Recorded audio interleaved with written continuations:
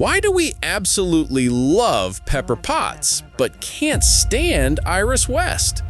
For every superhero partner who steals our hearts, there's another one who just makes us want to skip the scene. What's up, everyone, and welcome back to the channel.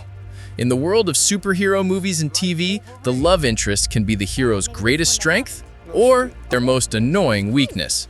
We've gone through the comics, the movies, and the TV shows to figure out what separates the icons from the ones we'd rather forget. Today, we're breaking down the most loved and the most hated love interests in recent history. Who got all the praise and who faced a storm of fan backlash. Let's get into it. Kicking off our hated list, we have to talk about Mary Jane Watson from the Sam Raimi Spider-Man movies. Look, Kirsten Dunst, MJ, was a key part of that early 2000s superhero boom. She was the neighbor, the dream girl, and that upside-down kiss. It's iconic. The first film made over $800 million and everyone was talking about it. But the goodwill didn't last. By 2004, fans started noticing a pattern. MJ was always the damsel in distress, screaming and needing to be saved. In Spider-Man 2, her drama and her inability to make up her mind literally caused Peter to lose his powers from stress. By the third movie, she just came across as jealous and insecure. Online, the tide turned mightily. Forums on Reddit were full of threads calling her a weak link. And the memes about her constant crying, they were everywhere. By the time No Way Home came out, most fans were just glad she wasn't the one returning.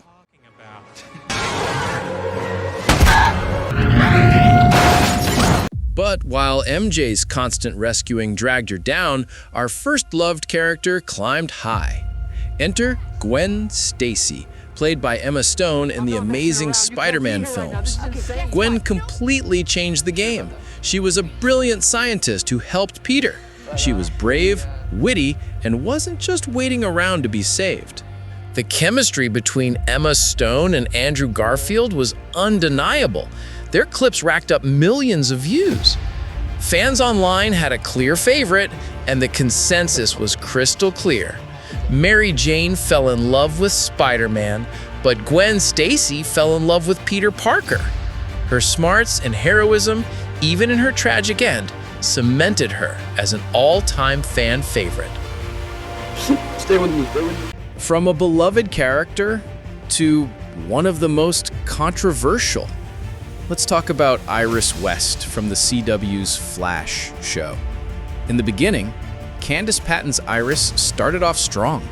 She was a reporter, Barry's anchor, and the early seasons pulled in millions of viewers. But around 2017, the backlash hit, and it hit hard.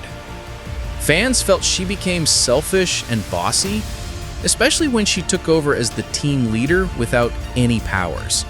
And then came the line, "We are the Flash." That one moment broke the internet, and not in a good way. Viewers felt the show was trying to force Iris into the main character spot, sidelining Barry himself. Despite Candace Patton's efforts, the character was often buried under bad writing, with online threads calling her the Queen of Drama. Even with the show now over, Iris is unfortunately remembered as a massive missed opportunity. Now, if you want to see a supporting character done right, let's look at Pepper Potts. Played by Gwyneth Paltrow, Pepper started as Tony Stark's assistant in the 2008 film that launched the entire MCU. She was witty, capable, and the only one who could truly handle Tony. She was his rock. Fans loved their banter. That 12% joke is a classic. But Pepper didn't just stay on the sidelines. She grew from an assistant to the CEO of Stark Industries. And then, in Endgame, she got her own suit and fought right alongside the Avengers. Pepper Potts is proof that Tony Stark has a heart, and her journey from sidekick to CEO to hero earned her a top spot as one of the best non-powered partners ever. But while Pepper's journey was a steady rise, our next character just fell into a mess. Karen Page from the Daredevil Netflix series. Played by Deborah Ann Wool, Karen started as a compelling character, bravely digging up dirt on the Kingpin. Fans initially liked her gritty, realistic vibe. But as the show went on, the problem started. She constantly kept secrets, like her dark past, and recklessly endangered herself and others. Then, in the Punisher spinoff, her forced bond with Frank Castle felt off to many fans. Online, she was increasingly seen as annoying, and the memes about her slowing down the action went viral. By the time Daredevil Born Again was announced, many fans were openly hoping she'd have a much smaller role. From a secret keeper who got buried to one who stole the show, Selina Kyle, aka Catwoman, from 2022's The Batman. Zoe Kravitz's take on the character was an instant hit. She was a master thief with a tragic backstory that perfectly matched the film's dark, gritty tone. The movie made over $700 million, partly on the strength of her and Robert Pattinson's electric chemistry. Fans loved her raw edge, and online polls quickly ranked her as one of the best Catwomen ever, with many demanding a spin-off series. She was the perfect partner in crime for this new Batman. But speaking of Batman, we have to talk about one of the most bland love interests of all time, Rachel Dawes from the Dark Knight trilogy. In Batman Begins, played by Katie Holmes, she worked as Bruce's moral compass. But by The Dark Knight, with Maggie Gyllenhaal in the role, she just felt like a plot device. Fans complained she was always talking big but doing little. And her decision to date Harvey Dent, while still stringing Bruce along, didn't win her any favors.